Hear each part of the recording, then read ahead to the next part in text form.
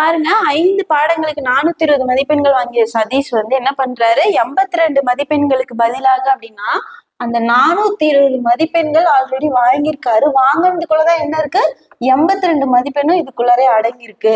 இந்த 82க்கு பதிலாக என்ன எடுக்கிறாரு 92 மதிப்பெண்கள் எடுத்திருந்தால் அப்படின்னா 420 மொத்தமா எடுக்கிறாரு.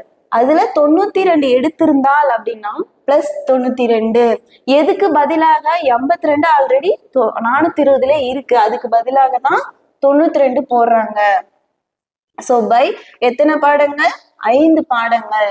அடுத்து என்ன பண்றோம் 420ஐயும் 92 என்ன பண்றோம் பிளஸ் பண்ணிக்கிறோம். பிளஸ் பண்ணா நமக்கு 512 கிடைக்குது. எப்பயுமே இந்த மாதிரி சம்ல பிளஸ் மைனஸ் கொடுத்துருந்தாங்க அப்படின்னா பிளஸ் எந்தெந்த நம்பரோ அந்தந்த நம்பர்லாம் ஃபர்ஸ்ட் பிளஸ் பண்ணிக்கிட்டு அதுக்கப்புறம் தான் என்ன பண்ணும் மைனஸ் பண்ணும். So 512 minus 82 by 5.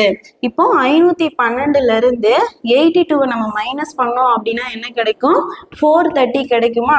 430 5ஆல டிவைட் பண்ணோம் அப்படின்னா 1 5s are 5, 8 5s are 40, remaining வந்து 3 இருக்கும். 6 5s are 30. ஸோ 86 வந்து என்னது சதவீதம்.